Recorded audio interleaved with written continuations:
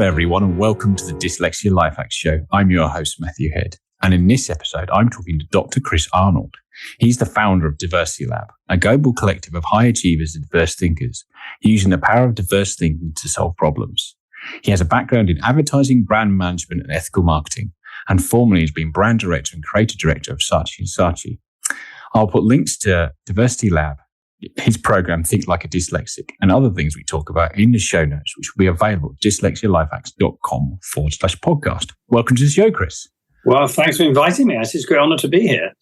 Thank you very much. So I'm going to dive in, unlike for me, at the sort of deep end and kind of find out what your dyslexia story is. At what point in your life did you start feeling sort of inkling of being dyslexic?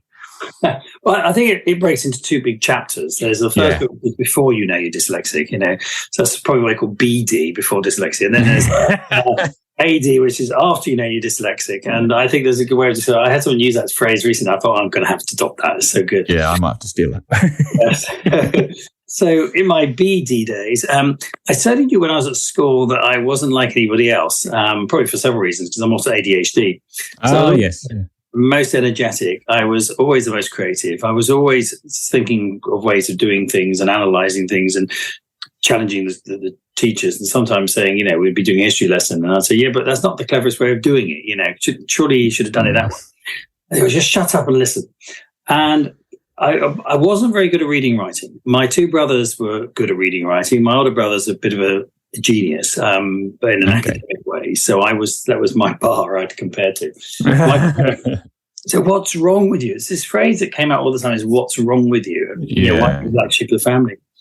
And I got held down a year at primary school, which is very demoralizing. And I think the interesting lesson from this is that you become a winner or loser, you might say, a fighter, or you give in. And I'm a fighter, so I wasn't going to have this. So I fought my way back up and got back into my year, which is very hard because you've got to sort of jump on this too. I luckily I've had a good support teacher. And I knew that I was good at certain things. I knew I was a good thinker. I knew good at solving problems. If there was any problem, I could solve it with 3 or 4 ways. I knew I was very creative, and I knew I had a brain that, turned at about 1,000 miles an hour. Mm-hmm. But there's always this constant, what's wrong? What's wrong with you? And I remember there's a case where I was at school and the headmaster came in and said, "Where's Arnold?" And I went, "Up here." I thought, "Oh dear, what am I going to get told off about this time?" And he said, "I believe you're our most creative person in the school." And I go, "Okay, that sounds good." Praise. Yeah. And he said, "I've got a job for you." I go, "Yes." So I go outside. He takes me to the playground. He gives me this white coat to put on, so I look like a lab technician, thinking, "What is this?" And then he gives me a bucket of paint and a brush and says, "Can you repaint the hopscotch?" Now that's cool. It was a bit of a case to go, what the? Yeah. I really was like saying, really, that's what you decide as being creative? It did actually open my eyes. I thought, this seriously is what some people think creativity is, isn't it? Yeah. Anyway, you've got to think about what colours to put the numbers and everything. Yeah. What numbers? Painting them all in the wrong order. So I repainted it all, which was a way of getting out of lessons anyway. But so I knew my reading and writing wasn't great, but I improved on that. And then I have to say, modern day, thank God for spell checker. So I got on to public school, which is a bit more brutal because it is quite disciplined. So I was a boarder. So for 5 years, it was quite tough. I found a lot of solace in playing guitar, which is good because that's something I liked because I did lessons, but I didn't really like the lessons because I thought it was a bit too, well, as I would say now, neuralinear.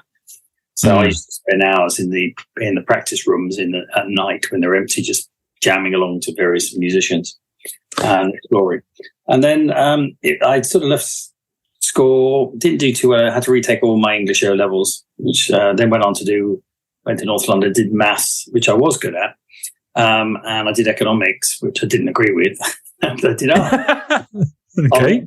I didn't agree. I mean, a lot of the economic policies I go, seriously, why did I think of doing it this way and that way? Anyway, so that wasn't apparently the way to get full marks.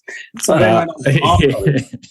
Yeah, I can see that. Having failed both my A-level maths and my A-level economics, I was good at both. I just wasn't suited to the examination. I got my art and I went on to Arnold College of Art, which was not the great college it was of the day. It was really just a part of Middlesex Poly. And it was just the venue, really. But there had been a great art college in its day. So I was quite proud to be there. And I then I wanted to do interior design because I didn't know anything else. And then I decided that wasn't what I wanted to do. So I ended up doing advertising. And it was after, I was actually my first couple of years of advertising, and we picked up this charity called the Dyslexia Institute. Okay. Yeah. And there was this competition to do the best charity ad in the Reader's Digest. And someone said, well, why don't you have a little competition and see who can come up with the best ad? So I was working with a guy called Toby Talbot at the time. And we did the best ad. It was a pen shaped like a snake. And we related that to what it was like to be dyslexic. Picking up a pen was really scary. And anyway, it got selected. Oh, I see. So that it's a snake being the predator, that you don't want to go touch it. Yeah. Yeah, it's symbolic, really. And we had this very moving story we'd found about a dyslexic kid saying he hated picking up the pen. He had a phobia about pens. And it ended up winning loads of awards. And for us, it was our first big award winners, actually. Fantastic ad. But while I was down at the charity, I was sitting there with a guy called Sir Harry Chasty, who was the CEO of the charity. He was looking over my shoulder as I was writing notes, and he goes, "You never told us you're dyslexic." I looked at him. What do you mean? And I said, "Really?" And he goes, "Yeah." So we sat down and had a conversation. And I think at this point, you just got to the point where you got through life where you've got lots of strategies to make do. Yeah, so when you're in a situation which is very linear or process driven, you'd find strategies. I think it's why we're often quite strategic thinkers, because we were constantly having to, how do I get out of reading? I've got a cough today. So, and he said we did the test, and I came out as dyslexic, which is great. And I came out in the middle area because there's sort of severely mild and the middle area, which is where the entrepreneurs all are, which is quite good. And also, I had been diagnosed at school as hyperactive, so that later became an ADHD definition. So putting the two together, I thought, well, actually, instead of being embarrassed about this, I'm going to scream about it. So I thought, my mate had just come out because he was gay. So he said, why didn't you come out? Whatever you come out of, I don't know, because you come out of the closet, I don't know what you come out of, probably kitchen cupboard. So I the stationery cupboard. Yeah, we come out of the library. So I said, why don't we change the phrase to coming up rather than coming out? So I came up. And I proudly, when we launched the ad that we just done, I then made a big notice that I was dyslexic, and that sort of added a lot to the hype. Nice. I then did a thing with Creative Review where we started looking at how many dyslexics are there in the ad industry. And what I found very quickly for about a year, it's like a moth and light bulb. All these people kept coming to me and ringing up saying, I'm dyslexic. And in the end, this film director rang me up and said, I'm dyslexic. Do you want to make a commercial? I said, yeah, I'd love to. So we made this fantastic commercial. That again won a load of awards. We then had to, where do we run it? And then we found out there was a head of a cinema chain, and he was dyslexic, and his son was dyslexic, and so he ran it for free. And the sound was provided by someone who was dyslexic. And the whole thing was done by dyslexic people. And it was quite amazing. So I realized that the industry was just full of dyslexic people. Yeah, and you can understand why, because in the creative industry, we're about talent, not about CVs, not about badges, we're not about labels, we're not about certificates, we're about talent. And I always use the phrase now, when I'm lecturing in schools, see the talent, not the label. Yes. And so that was kind of my going from my BD to my AD. And I embraced it. And so I'd tell everybody I'm dyslexic. I said, I'm bloody good at this, but I'm not. So don't give me the finances to do, because I'm not very good at that. I don't do expenses, and I don't do spreadsheets. But hell, if you need a problem solving, I'm your man. So in your, to use your lexicon, AD days, is that when you'd gone to university and all that kind of stuff, or you just completely dropped out of education? No, I went to art college. Yes. Yeah, and that was fine, because there again, it was all about just being creative. Although I did 4 years of interior design, which is it's kind of interior architecture, it was okay. It wasn't really great. I tended to enjoy more the other subjects. So for example, I did a model on propaganda, and I did one on the psychology of creativity and psychology of colour, which I found quite fascinating, because I've got a deep fascination with psychology. At the time, my brother was studying psychology at Cardiff, so I just read all his books. So I sort of co-studied with him, really. And it's very good because in marketing and many other arts and business applications, psychology is really, really important. And we've always embraced it a lot. We're probably one of the leading agencies in embracing psychological models, like NLP, Enneagrams, and many others. But I find it useful because I think a lot of us are trying to understand how our brains work, because nobody else does. Trying to figure it through. And Did you find that once you'd realised you were dyslexic, apart from making connections in your professional life and the advertising marketing, was there anything you tried to do then to get extra help for it, like use any tools or what was available at the time? Because you're already out in the workforce by that point. So like most people who spoke to at university, they get help that way. But I think it was a bit of an opposite, really. I didn't feel that I being both, some people with ADHD do seem to tranquilize themselves. And I've never actually, I actually quite like the hyper on speed mentality. You think we're on drugs in advertising. I'm not necessarily on drugs, it's just ADHD. But a lot of people thought I was on cocaine most days of the week. Okay. I don't think if I took cocaine it would make any difference, honestly. You're already flat out, right? Yeah. And, someone said, what's the disadvantage of being hyperactive? I said, you die younger, but you live longer. I said, how's that work? Because you sleep only 4 hours a night. So in fact, technically speaking, you've probably clocked up more hours in your lifetime than a non-ADHD person. It's not the age, it's the mileage, yeah. So I thought, no, I didn't seek any compensation for it. I mean, I think, thank God for spelling. My mother was very good at correcting things. All my essays I wrote at college, I'd give to my mother and she'd correct all the spelling and some of the grammar. Although, interestingly enough, dyslexics are actually very good writers. They're just not very good at the technique of, getting the spelling right. But most of them are actually quite good at stringing. They're quite good storytellers. Yes. And, you take Agatha Christie, for example, who's dyslexic. Yes. Yeah. Someone said actually Stephen King is as well. I don't know. But there's a lot of very top writers who've been dyslexic. They're great storytellers. But, there's always someone else who will do the English. And, of course, now we have Grammarly and we have spell checker. It's almost not a problem. I think the thing I had to be very careful of is headlines when we were doing headlines. And, I'd be working with a writer. And sometimes I wrote the headlines, sometimes he did. But then I'd be responsible for, overlooking the art direction of it. And sometimes I would not notice that there was a spelling mistake. And you'd be amazed at how an advert with a spelling mistake in, despite being seen by a dozen people, nobody spots it. Yes, yeah, it's surprising, isn't it? Because yes, the person who made the advert probably should spell check it. It probably has, but it does surprise me how many you do see stuff like how many people did this get approved by on the process to coming out to in front of the eyeballs of the general public. We had one case of a syndrome which is identified by a French psychologist. We'd done this ad for travel, and it was a tall adaptation, and so it was tall and thin, and basically went sort of you will find. The best looking birds on our beaches. And it was for a Danish tourist board. Of course, it was all seagulls. Yeah. I see. And the on had appeared at the end of the sentence, at the beginning of the next sentence. Now, a French psychologist had noticed this, that nobody actually often notices this. And they sure didn't until it appeared in an award ceremony as an award winner. And it was about 20 foot high. At which point you do notice it. Oh my God. There's a typo. And everybody in this room is seeing it. And later on, I thought it was quite fascinating. So what I did, I used it later on, that technique, in a poster. And the poster was something like, if you cannot see the 8 things wrong with this poster, then you might be dyslexic. Oh, you know how it feels. And we used at the end, and that was like 6 of them.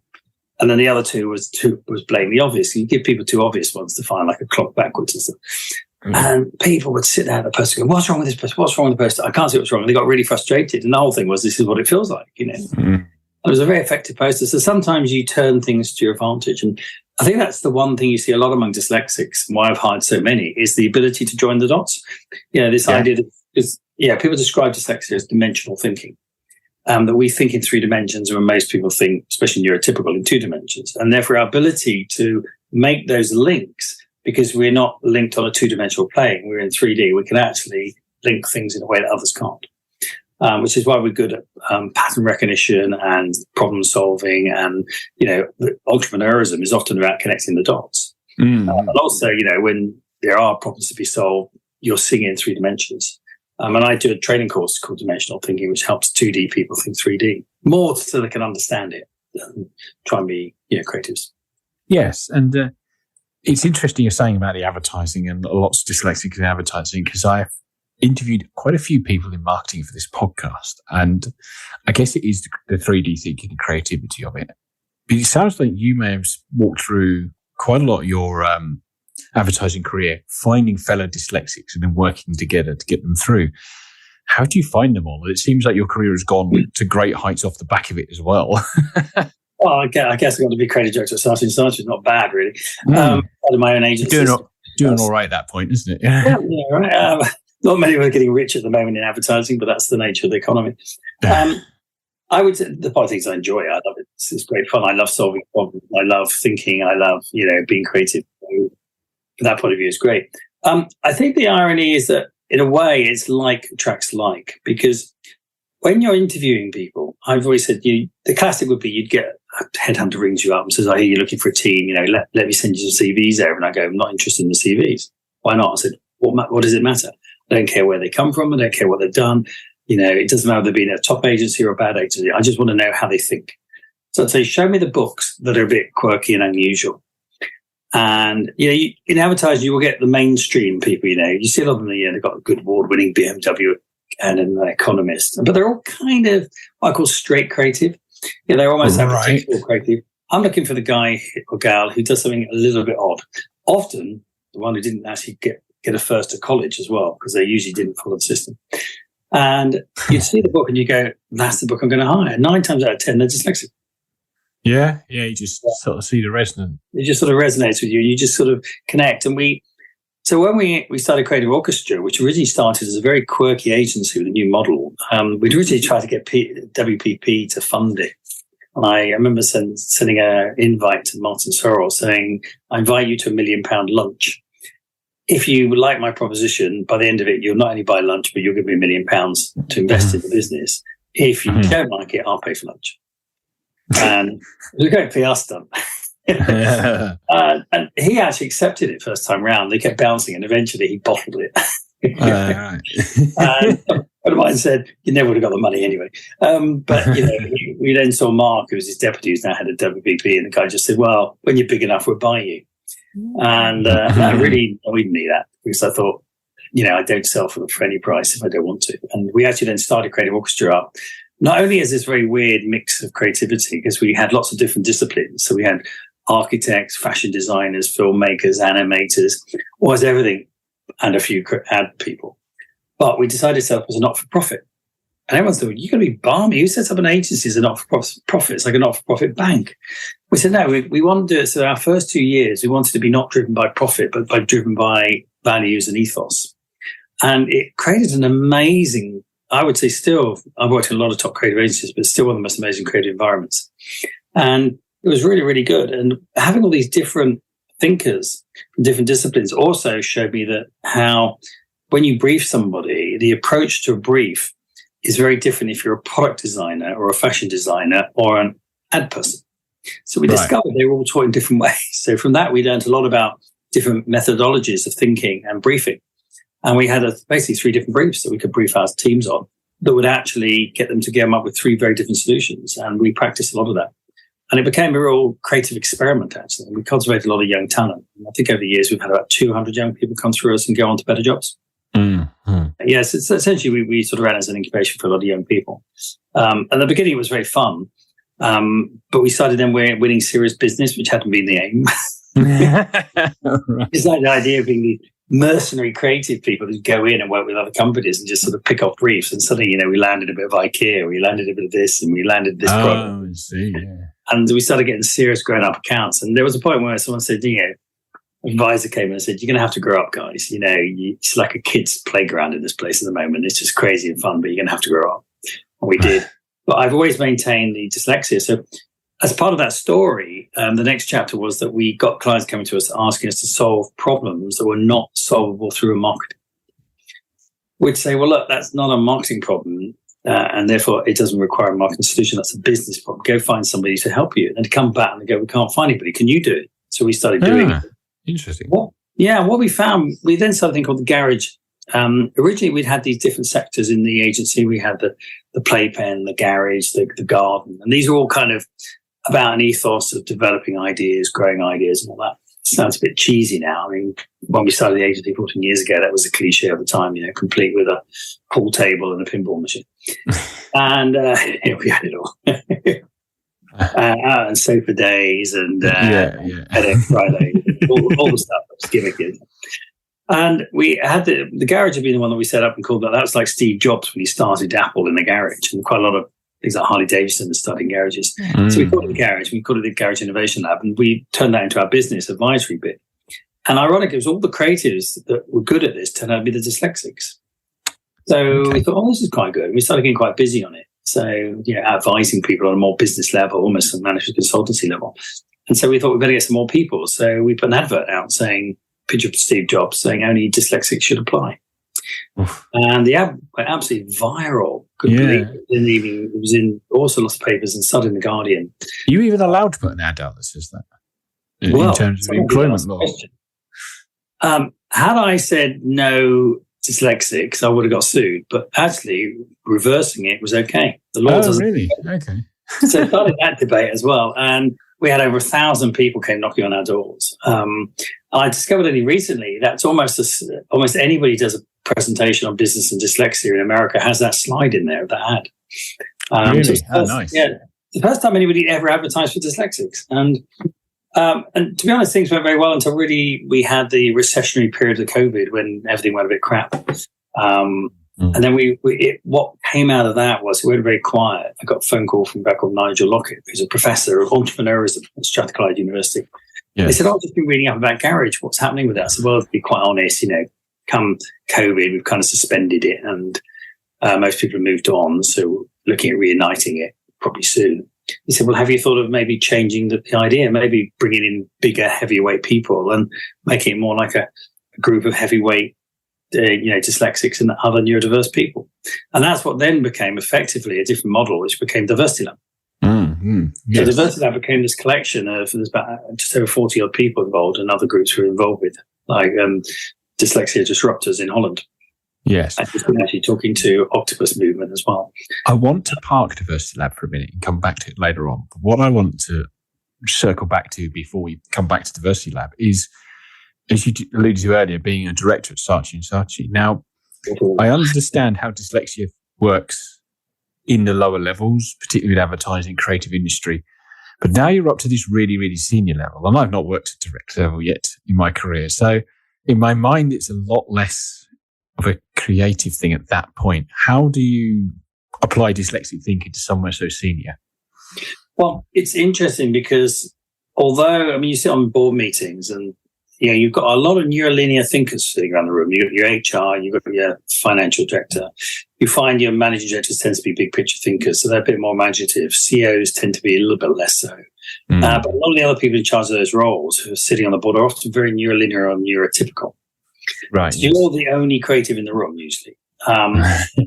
What is the problem is that when they see any problem, and a lot of board meetings about dealing with two things. One is growth and the other is solving problems. So, obviously the main aim is you've got to grow the business. And then the problems you have to solve is, we're spending too much money or, this isn't working properly. And so you tend to find that the shout out you'd get from the more neurolinear or neurotypicals would be very linear thinking. It would be like, and you'd be saying, no, hang on a second, you're not looking at this in a bigger picture. You could be doing this. Just to clarify, neurolinear and neurotypical, is that the same kind of terminology for the same kind of thinker? Neurotypical is a term that's tend to use for what I call ordinary thinkers. Yep. Linear are people that are even more linear thinking. They tend to be very narrow thinkers. Right. Okay. We often call them two-dimensional thinkers. They tend to think in a very dimensional way, in a very linear way.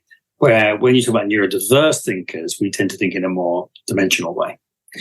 We'll see three possibilities. They see one. They see a single line pathway or zigzag and go in and out around circles and nip through one black hole. So I'd find that actually the value you brought to the board was that firstly our ability to see the problem in many ways, but also to solve the problem in new ways. And a lot of some of the really good ideas that actually came out at the time, I was feeding a lot of really good thoughts in and then developing them with other people that were quite innovative and very interesting. Rather than what I felt was a little bit corporate in its approach. And we tried to change that corporate structure a bit to make it a little bit more open and just challenging preconceptions. So in a way, although I was the maverick on the board, and the famous management consultant Tom Peters says you should always have a maverick on the board, I think the difference between being a dyslexic is rather than being a maverick that just challenges and disrupts, you challenge, disrupt, but you find the solutions. Yeah, you take people to a better place. So there were a couple of big problems, including a financial problem, which I managed to solve, and nobody'd seen it in the way that they'd seen it. By looking at it a different way, we were able to see it and go, wow, actually, that solves the problem. one example was under our owners at the time, Cordian, we were under pressure to cut a lot of staff because we were way over. So my solution, which I teamed up with a couple of other people, we had a dyslexia think tank, by the way. I created a little think tank of dyslexics. And we came up with the idea of saying, well, instead of letting people go, why don't we see who wants to work 4 days a week? And we use the fifth day as that. We'll say, we'll agree to that if you use the fifth day to cultivate your talent. Right. Okay. So we'll get behind talent. So we wanted to be that we were going to talent cultivate by allowing people to work 4 days a week. And most people could afford to work on 4 days a week. That would pay their bills. But the fifth day could develop a talent. It might be one girl was a fashion designer. One girl wanted to do massage, actually. Someone else wanted to do the photography. So when we put this survey to the staff, it was like everyone loved it. I still get to work in the agency. I still get 4 days of salary. And I get 1 day off to do my specialism. And the agency will back you on some of that. Oh, okay. If you do something, we give you PR support, we might give you other support in any ways. But we wanted to see that we were cultivating this creativity in our staff, which actually is quite a good PR spin.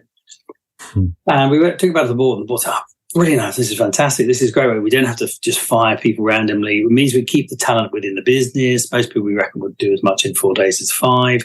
And the problem is that when you just take people out randomly, it's like, taking the bricks out, suddenly the wall falls down. Yes. Yeah. And everyone thought this was really innovative. And I'd also had the idea that we should take one of the offices we had at the beginning downstairs and put an outside entrance and start a coffee bar, because coffee bars make a lot of money. And we could have an interaction with people coming to coffee bars, and we could use them as test beds. So a lot of these very innovative ideas. And the board loved it, but the accountants from the mother company, Cordian, just came in and didn't want an A.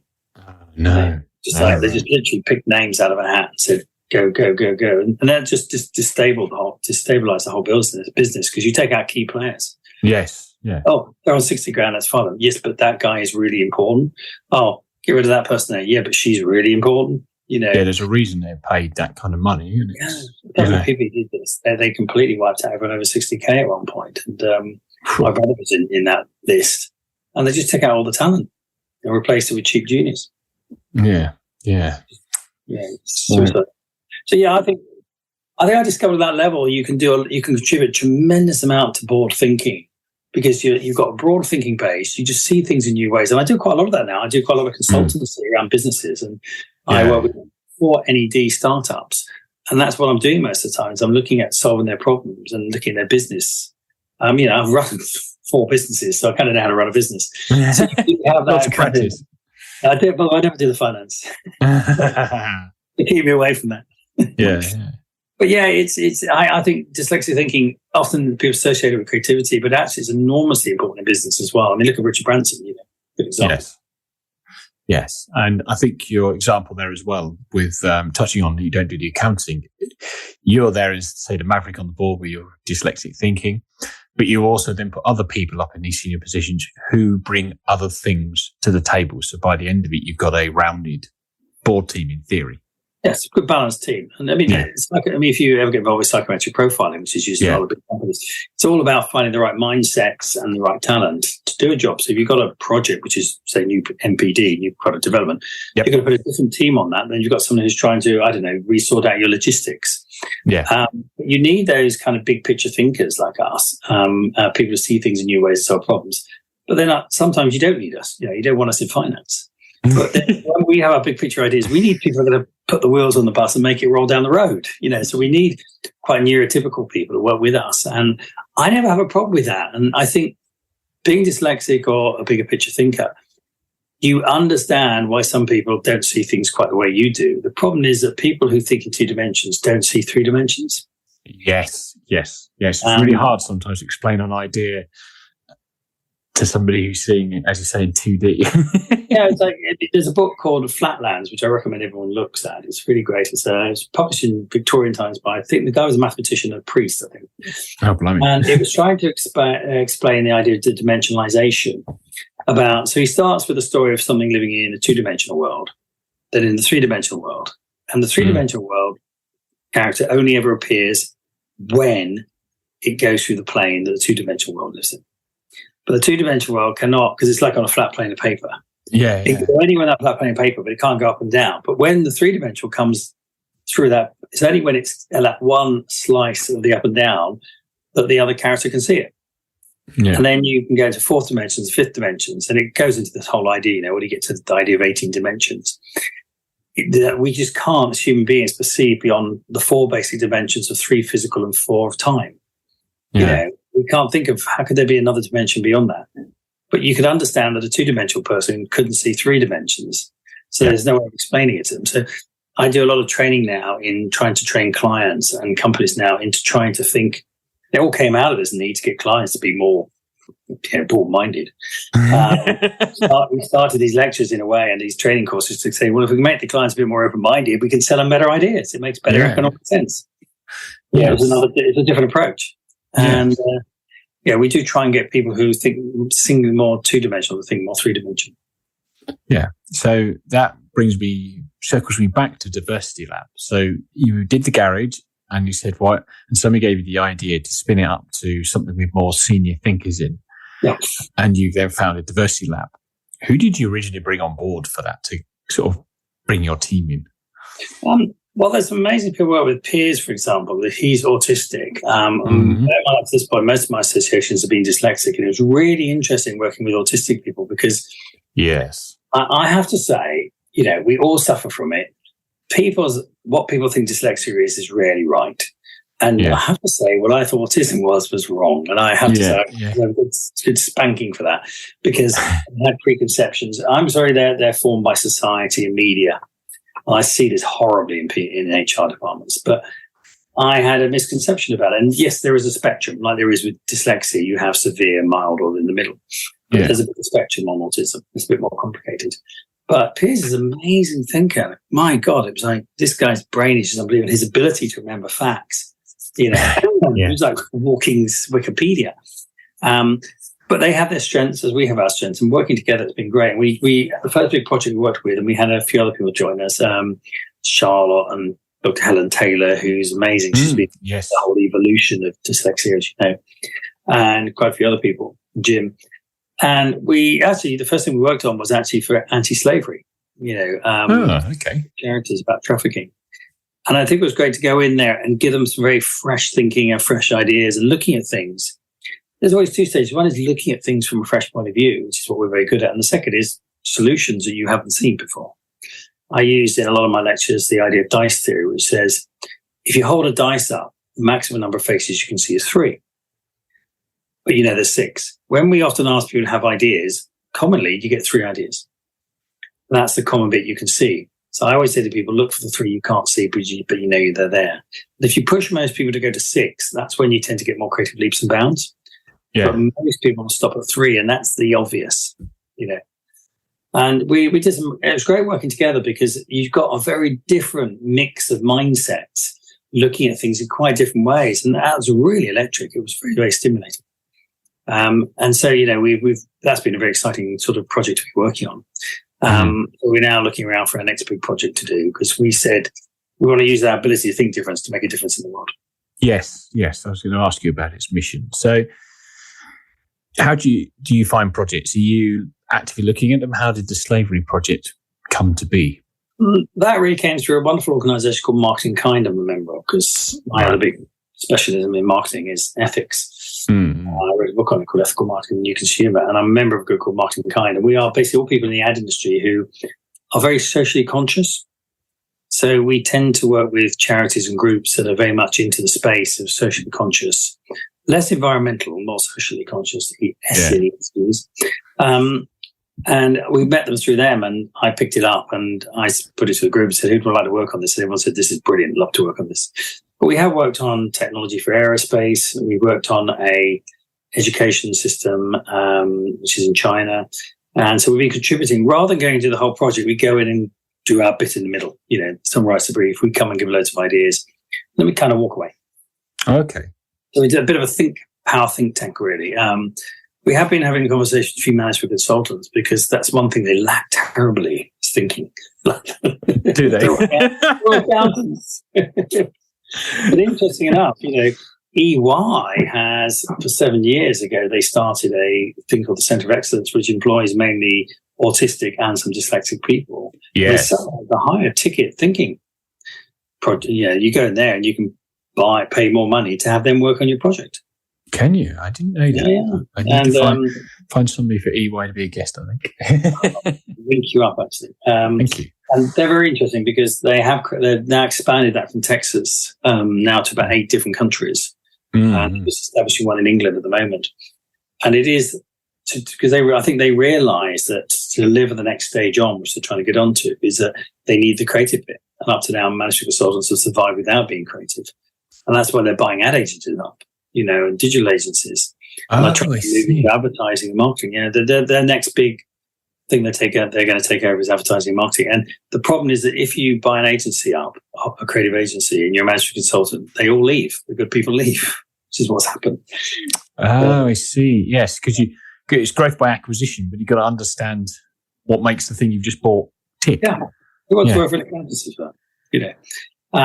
Now, so actually, the approach I always said is instead of using the word creativity, use the word thinking, because actually, if you hire thinkers in, that's really what they need. It's not strictly what I call creatives. They're not necessarily they're looking for problem solving. They're looking for clever solutions to business problems. You're not going to get out of someone from a creative department of an ad agency. That's like going and asking a painter. What you want are thinkers, which are more strategic thinkers. And creatives do break down into very creative, strategic thinkers and very imaginative creatives. So you get those that are very artistic, very good at making things look wonderful and being very artistic. Then you've got those who actually are very clever at the strategy side,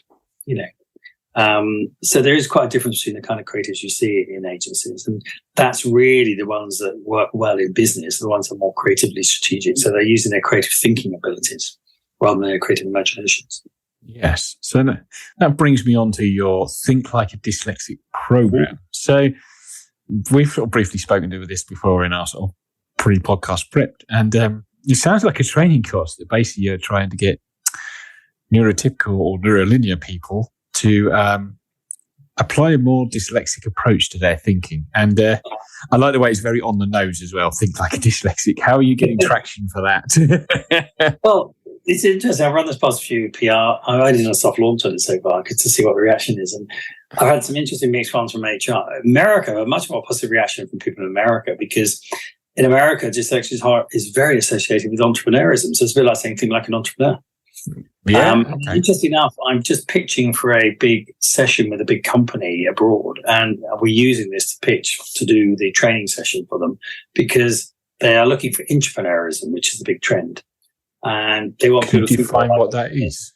Entrepreneurism is encouraging staff within your companies to be more entrepreneurial. Yeah, yes, I remember that. They want to them to leave and set up a rival. And it sort of has its bouts of trendy. It was quite trendy about 10 years ago. It's become very trendy now with the recession. And therefore, what we found out talking to both management consultants, looking at a lot of data and talking to big companies, we found out that what people are looking for is they want to get more thinking power out of their people. So, middle management are terrible. Middle management are that group of people that sit there and they don't do anything. They just process.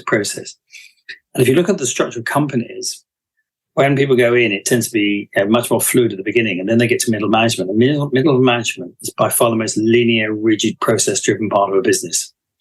And that's the point, by the way, most dyslexics leave. And they go on. Yeah. And that's when they lose that talent. And of course, that talent isn't there a couple of years on, but they need it for senior management. So there's a lot of people talking about, cultivating the talent within we do a bit of that, talent within, you've got a dyslexic person, how to cultivate that. And I said, well, hang on, aren't we missing a big gap here? It's all very well sort of, putting dyslexics or autistic people on a pedestal and saying, here's a great person at technology, here's a great person at creativity. What about the senior management was more concerned with the other 80 people? Yeah, not the 20 people like that. They won the other 80. So I talked to a few CEOs and they said, well, actually, I'd be more interested if you could train the people that aren't clever thinkers. Could you make them think better? Could you make them think? Because we've got on. I got 40 management consultants. I got 40 people in my middle management, and none of them think. And I had a very good traction from the head of sales who's got 50 people. And he says, I would so want to put them all on a course like that because for sales, it's going to make them better salespeople.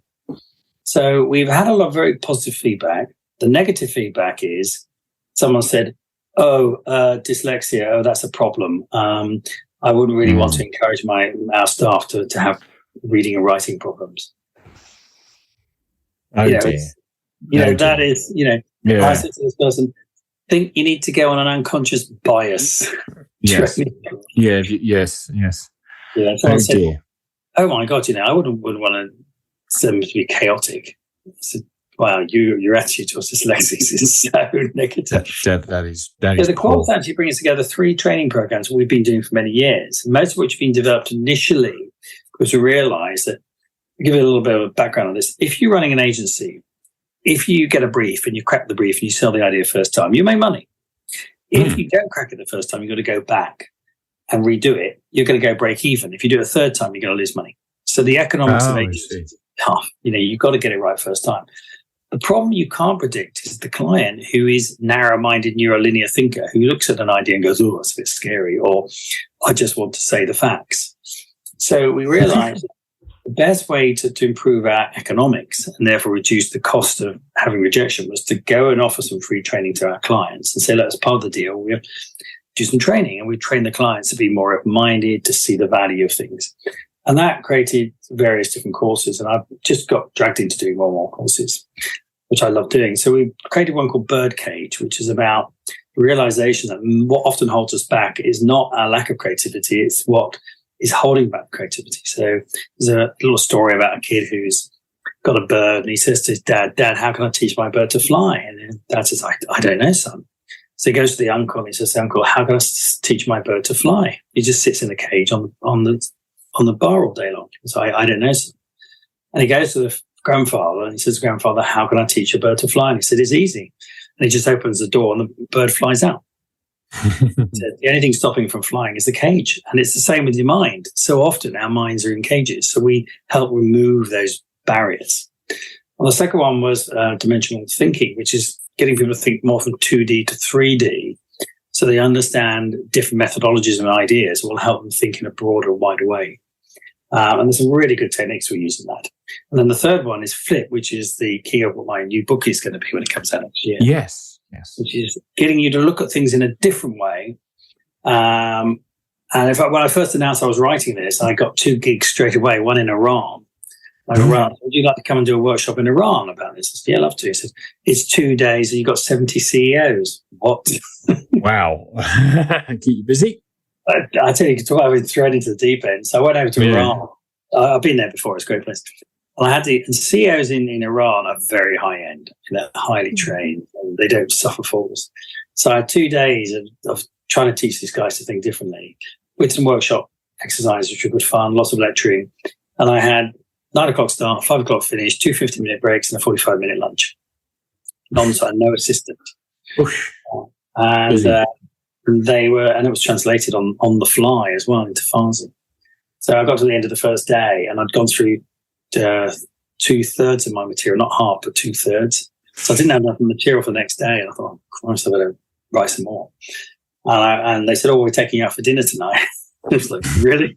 So I went out to dinner and came back at 11 o'clock at night and sat down till 4 a.m, writing another half of the presentation. And it went down an absolute storm. And it was, the best part was this woman who was head of a big pharmaceutical. There's a lot of women there, actually. I was surprised me, a lot of CEOs. So women. She was the head of a pharmaceutical company. She said, we've had all the management consultants in. He said, but I've learned more in 2 days than I've learned from them in 6 months. Oh, wow. Well, that's but you can't work. Yeah, but you can't work for companies in Iran because it's illegal. Because there's a sanction on trading. Oh, is there? Oh, right. Yeah, I mean, the management consultants do because they do it through Turkey and things like that. But so it's a real shame, actually. Could have picked a lot of business up. But it was a very good experience, but it also helped me actually put a lot of the ideas we had for Flip. And the Flip originally came a lot earlier on when we was at Saatchi's, and we had this client who was an absolute awful client. I mean, really, really bad. And I'd been watching this program, this sort of drama, a bit like Homeland, where they'd flipped somebody, a spy. I came in next day and said, well, if you can flip a spy, why can't we flip a client? How would we do that?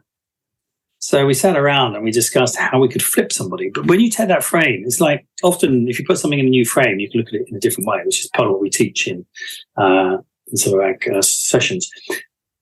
And that led us to a whole load of ideas about how we could flip. And that then grew later on into a program, which now then I revamped into what has become the book. And a lot of it's about making people think in different ways and look at things in different ways. A lot of it's perspective for seeing. And so we put the 3 together. And that's when we created what was going to be, essentially, it was going to be a sort of just high-end thinking. I said, no, let's just be really radical and think like a dyslexic. And you'll love what you think. It'll be Marmite. But, I don't... don't need 500 clients, we need 5, so yes, yeah. They're all polarized. Yeah, why not? And yeah, just to clarify, the book is Flip, Unconventional, Unthink Everything You Know is the tagline. And when will that be released? That's hopefully coming out in February. Okay. The tagline that is rethink how you think about thinking. And it definitely does that. I do a lot of public lecturing, and I've always made all lectures kind of have a sort of a certain approach. And it's always been, in the first minute, you've got to make your audience think. If you can do that. There's a lovely story, actually, I picked up recently from someone who was interviewing this consultant in America, who's a top consultant in management consultancy. And the guy said, "What makes you so successful?" He said, "Well, to be honest," he said, "all management consultants do the same thing. We're 99% process, the same. Wherever you go to, you get the same. Same with that agencies." He said, "But what makes the difference is that when I meet a client, I spend more time on the first question I'm going to ask them. I ask them a question they can't answer instantly, but we'll have to think about. One that makes the client look at you and go, you know what? I don't actually know the answer to that, but I would like to know the answer." He said, "That's what I win every piece of business on." And I think he's probably dyslexic, but the power of the question that makes you think, the power of making people go, "I've never seen it that way before. I never thought of it that way." And that's kind of what we try and do, over the period of the training, which is going to be 3 half-day sessions and a lecture. We're going to hopefully people go away with not only having seen things differently and experienced it, but actually with enough of a toolkit, they can carry that through into their day-to-day lives. Yeah. Can you slightly humour the engineer in me who likes the mechanics of things? If I'd signed up for your training course and turned up and assume I don't think like a dyslexic, which clearly I do, what would I expect to happen when I'm sat there in the hall ready for your course to start? Well, it's a combination of 3 things. There's a certain amount of narrative because I think there's a lot of stories to tell and a lot of interesting examples we can pull up. So it's creating firstly the context and the mindset. You have to create firstly sort of an atmosphere for learning and an atmosphere for open-mindedness. So it's very important to teach that quite early on. So you've got to grab people's attention, start to make them think about things in ways that are different. And then we have a series of exercises they can do, some of which are very fun, actually. There's a lovely one involving a Fanta can and survival for life, which we do in team groups. Okay. Yeah. And it's another one called Picasso line exercise, which is working at how teams can work together to see things. Yeah. And it's fascinating. We get people to, for example, but they have a pen and they have to follow it like a sort of, those machines, has your heartbeat on it. And a long piece of paper, and we play a bit of music, which is quite unique music. And it's based on a thing that when someone said to Picasso, "How do you draw?" He said, "I don't, I just take a line for a walk." Okay. You take this line for a walk responding to the music, and then all you know is a squiggly line looks like something's come off a heart monitor. And then we pass that to another person and say, "What do you see?" It's a squiggly line. Okay, now look deeper. And when we get them to look at that squiggly line, after a while, they start to see images. And we give them a pen and they turn the image around in lots of ways. And you will not believe the amazing things that come out of that every time. I've done that about 100 times. And people see, obviously, faces. They see landscapes. They see a lot of fish for some reason. I don't know. Popular. It goes back to the reptile in us. And people are sitting there going, because we always ask people, how imaginative do you think you're creative? And most people are not very, because people have a low self-esteem on creativity. And that's because they've been told not to. And they come out going, wow, I never realized this is amazing. And you find out that even taking something as random as that, you can make people very creative. And it's a very rewarding exercise. We do a lot of those kind of fun exercises. I don't tend to do the ones where you got to build a tower out of cardboard toilet rolls and drop an egg from the top, I don't do those ones. And I don't do playing in sand with Lego either. Oh, okay. You've got to understand that I think at 7 years old, someone did a thing that said we are like 82% creative and original. But by the time we've been through school, college, and the first year of corporate America, we're only down to about 2%. Yeah. But, throwing people back into classroom isn't the answer. That's why, in fact, Birdcage is a lot about that, is how to release. In many cases, people haven't lost their creativity. They've suppressed their creativity. Yes. Behind those barriers. If you remove those barriers, they tend to... One thing we do in companies as well, which is the yellow card, which is you give your staff a yellow card and you say... Because one of the big things is fear and risk and responsibility in people. We live in a very risk-averse... We don't live in risk management. We have risk aversion now. and people don't want to take any risks. And in any company, there's 85% of problems in companies are never, ever solved, according to Baines. Or the 15% that are dealt with, which are the bigger ones, only half of those are ever solved properly. So all these little problems don't get solved because nobody feels empowered to do it. And if they were empowered, they'd be more creative, they'd solve problems, things would run better. So we do this thing called the yellow card, where we give all the staff a yellow card. It's a get out of jail. It says, this is to play that you are doing something you think will benefit the business. It might require taking a risk, but we give you permission to take risks. We give you permission to empower yourself. You see a problem, fix it. Don't go and ask somebody or send an memo, just fix it. Yeah. If you see something can be done better, do it. And it's scary for very neurolinear management, but they very quickly understand why it has a value. When you empower your workforce to start using their minds, to think, to solve problems, to come up with better ways of doing things, amazing things happen. And nobody ever gets, very rarely does anyone make a mistake. And rarely do they need to play the card, but the card gives them permission. Yeah. And it says it's an endorsement. You can take risks. Most people think they're not allowed to, and nobody's even said that. So we do a lot of this stuff of trying to get people to understand that. Then, we're not trying to turn people into artists, and nobody's going to come out actually being dyslexic. I'm afraid it's not that easy, but it will make you think a lot better. Yes. You're not going to suddenly make a load of dyslexics, and take the fun away. Who wouldn't like a Henry Ford or Richard Branson or a James Dyson, or Einstein, working in the middle management? Well, and if you only had to do a 2.5-day course to turn everybody into that, wow. It's quite simple. It's not super, super expensive. I mean, like some courses are. It's very reasonable at the beginning. And, it's going to be good fun. It's something we've built on tried and tested techniques. I mean, some of it's been years. So it's not like we just invented it out of scratch. We know these things work. We know they change the way people think. And I've worked with a lot of levels from CEOs down to recruits. We also work in schools occasionally. We've got a school version of this. So it's very exciting, actually. And one thing that's quite fun at the moment is I'm just recruiting a few people to come and work with us on it. Because it's a bit much to be doing 3.5 days in a lecture just for one person. But I've got a couple of amazing people, one of which is a great guy. He ticks a lot of boxes, actually. HR would love him because he ticks his ethnic minorities, gay and dyslexic, Right. Okay. And a single dad. And he's an actor. Oh, wow. So you see HR going tick, tick, tick, tick, To deliver this course, would it have to be dyslexic people to deliver it, or do you think somebody who isn't dyslexic could possibly deliver it out of curiosity? I don't see necessarily. I mean, my brother does a lot of courses as well, and he's not dyslexic. I think the only thing is, I don't think in this case it's that critical. You have to be dyslexic, because I think, in a way, when we looked at things, for example, like getting involved with cultivating talent within, which is people like Lexic do, who go in and they help people who might be dyslexic or autistic to develop their talent within the business rather than suppressing it. Because a lot of dyslexics do suppress their talent.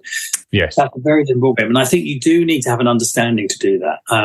I also think that a lot of companies going in talking about neurodiversity are doing more damage than good. I was talking to an HR person the other day, and they sent me the document that had been sent by their HR consultant. Just a lot of these big companies have external consultants. And of course, HR consultants are very good. They do a lot of stuff that HR don't do. They do a lot of training like unconscious bias and all this, health and safety, But I actually figure that most of them haven't got a clue about neurodiversity. And what shocked me was it was a lot of old-fashioned, outdated assumptions. It started with the word disability rather than looking at disability, which is a term they use more in America now. Yeah. It started with words, prejudice. I mean, it doesn't help that some of the words are negative. I mean, when we were at school, we talk about special needs, learning difficulties. As one teacher said, a Senko teacher said, we don't have learning difficulties, we have teaching difficulties. We try and teach everybody the same. You get ADHD. So I was classified as hyperactive at school, but now I'm attention deficit hyperactive disorder. Yes. My hyperactivity is now a disorder. Yes, but it's not, is it? Because like the dyslexia, the hyperfocus, if you can direct it in the right way, gives you a huge advantage at points. Well, I'm saying when I wrote my book, Ethical Marketing and the New Consumer, I've been doing a lot of lecturing, so it's easy enough because, PowerPoints are easily set up when you're dyslexic.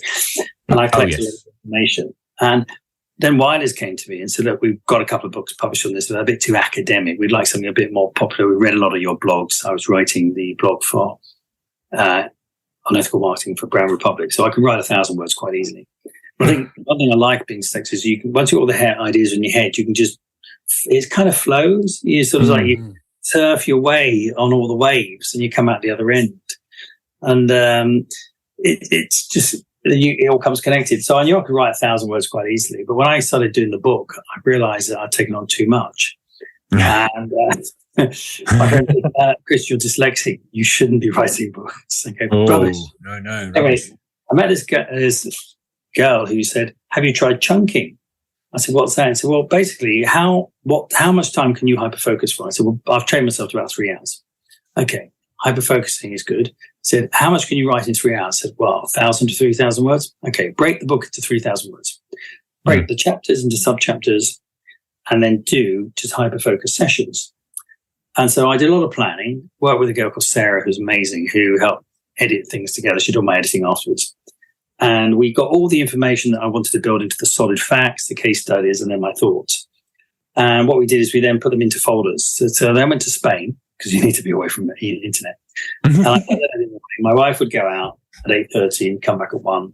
And I'd sit down on the computer and I open the folder, read all the notes. Okay, that's what I'm going to put in. These are my thoughts. And I just sit there and write. And what amazed me, in 10 days, I wrote 100,000 words. Wow. That is some effort. Even I can't remember that. Yeah, that was amazing. I was writing 10,000 words a day. Yeah. My editor had a hell of a job trying to get through it every day.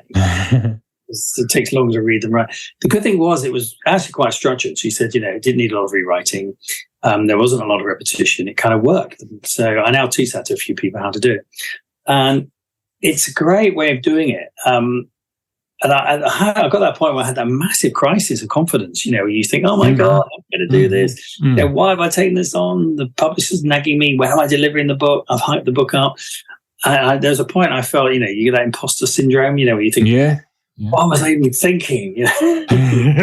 Discover me. Let me sending people around to my house. By the book, please. And it was, thank God, I had that fortuitous meeting that taught me how to do it. And now, what I've been doing with Flip, actually, I've been writing in PowerPoint slide format. Oh, interesting. I can do a little bit every time, and I'll just do sessions where I'll write 30, 40 pages. Yeah. And it got to the point, we've got so many pages, it got to suddenly, because we rewrote it, we were on our third rewrite, because each time we keep changing it. So originally when we wrote the first thing, I said, no, this is too predictable, it's too obvious, this is kind of like every other boring book. We need to do this in a different way. And in the end, we looked at Paul Arden's book, actually. I thought that was a really simple way of doing things. And I said, well, why don't we do it like I would a PowerPoint? I'd have a really good statement, and then I'd talk about it. And all these are thought-provoking statements. And we've got to about 365 slides, basically. I thought, well, in that case, why don't we do this as 365 pages, and then we'll do an app, and you can download one every day. Nice. Oh, nice. And the other thing we did do is we looked at a lot of books, and as most people know, business books don't make a lot of money. There's not many big selling business books. A good business book is about 20,000. I think my book sold about 12,000. And there's good marketing money. And so there's a few people like Seth Godin and a few others do make a lot of money, but most of the money is made from the spin-offs. So we actually looked at all the books that have been successful, Eat Big Fish and all that, and we looked at where the money was. The money is rarely in the publishing, it's in the spin-offs. So we looked at all the spin-offs, mapped them all out, and said, okay, let's work the other way around. The book is really just the marketing piece. So we looked at lectures, training courses, paid podcasts, all that. And we just said, okay, well, let's try and write something that works for all this. And that's why we revamped it. So we basically flipped the thing on its head and did to our very book what we were preaching other people to do. Nice. And that methodology has worked really, really well. And a lot of the time now is actually fact-checking and permission checking and all that, which takes months to get permissions and pictures and all that. So when you've got your script, you sit there for months having it all, make sure you don't get sued the moment you publish. Yeah, that wouldn't be a good place to be, would it? There's a famous stories of people going to print too quick and finding out that, you only print something you thought was harmless, and suddenly someone's got you for defamation of brand. Yes. I've seen a few things pop up in the media recently for various people who've done that. Lawyers out there want to make the money. Oh, yes. So what I'm going to do is start winding up the podcast now. Now, every guest in this podcast gets asked 3 rapid-fire questions from me. They are quick questions from me, but they don't need quick answers from yourself. So let's dive in with question number 1. What prejudice have you had about dyslexia that's been proven wrong? Well, obviously, having gone through the before dyslexia, I did think that basically we were all illiterate and that we all ended up in prison. Yes. But it turns out that statistic is based on fairly thin evidence. Is it? Since it was first established based on 325 prisoners in 2 jails that, by the way, were not actually diagnosed as dyslexic, just were considered they might be. So that has perpetuated a repetition of that study that tends to come out with similar answers. But I always thought, the danger is I could end up in prison. Yes. Okay. Yeah. Not good. Okay. Question number 2. If an alien landed and you had to describe dyslexia to them, how would you do it? I don't think I need to, because they know what it's like already. You reckon? Well, if they're an alien and they're going to be a super race, they're going to be smart, far smarter than us. They're not going to be neuralinear, that's for sure. Fair enough. Okay, well, the final serious question for me on the podcast. And for the answer to this question, you're not allowed to use your own stuff as the answer. And seeing as this is the Dyslexia Life Hack show, what is your favourite dyslexia life hack? Ooh, oh my God, that's a tough one. That requires some real thinking. Yeah, I might be blank on this one. Depends on how you define life hack as well, honestly. I mean, what I would call life hack is being dyslexic is usually, think of the Post-it note. Think of the Post-it? The Post-it note, yeah, because the Post-it note is without a Post-it note, I'd be absolutely chaotic. Oh, I see. Have you got like one of these monitors that's decorated Post-it notes? Yeah, I've got one in front of me. So sometimes I have to take the Post-it notes off the monitor to actually see the computer. See the computer screen, yes. I've got a spare screen here and it's just covered in Post-it notes. And I have Post-it notes in the bathroom, in the kitchen. I have them inside cupboards. Oh, wow. Sometimes, it's like, remember this, for example, podcast at 1:00. Yes. And I use my phone now as reminders. My memory is so abysmally bad. It's embarrassing. Yeah. I don't know if you use Post-it notes because I used to work somewhere that banned them. But I put stuff deliberately in places that jog my memory. Oh, it's in a different place. Oh, yes, I need to do this. I mean, I have to say, having a bad memory is probably the one curse. And people say, what is your curse? And I go, there's not many. I mean, yes, it's reading and writing is not so much a problem nowadays with technology. But I have to say the memory. I met a couple at an event the other week, and I had no record of ever meeting them before. And apparently, I met them 6 times. Wow! Oh, that's yes. Yeah. The awkward conversation where you're trying to remember their name and stuff like that. I remember when I bumped into a guy on a train station in Stratford. I knew his face. We went over, and he sort of recognised us. We started chatting for a while. We chatted, and we eventually said, because that pretend bit, he's thinking, oh, yes, we know each other, but we can't remember who each other is. And then I said, I'm just trying to place you where I know you from. And the guy said, West Hampstead Station. We get on the train at the big West Hampstead Station. I said, yes, that's right. I said, we don't actually know each other, do we? Oh, we do now. Yeah, we do now. It was such a funny twist because, we actually got to know each other. And then when we got on West Hampstead Station, we'd sort of say hello to each other and chat. And I think it was dodgy, actually. And, it was quite nice, actually, made a connection there. But, it is embarrassing, especially when someone walks up to you in the street and you have no recall who they are. It can be officially not. You go, how are things? Anything interesting happening recently? Give me a clue. Yeah. How are the kids? Do you have kids? Yeah. No, I am not married. Yeah. Oh, no. Yeah. Yes. Okay. Well, before we sign off, where can people find you if they want to get hold of you? And is there anything else you'd like to add? Usually I'm on LinkedIn under Dr. Chris Arnold. So Chris Arnold, you find a million Chris Arnolds. I've got a couple of websites, creativeorchestra.com, which is our main agency. We have also a Connect2, which is another agency we have, which specializes in community connections. And then there's Dyversity Lab, which is spelled with a Y, not an I. It's diversitylab.com. and you can find us on there, or they can email you. Yeah, cool. Well, thank you. Always happy to have a chat. Yes. Thank you, Chris, for taking the time to come on the podcast today. It's been really fun talking to you. Well, thank you for inviting me. That's okay. And I want to thank everybody else for taking the time to listen. And I will talk to you in the next episode. Bye for now.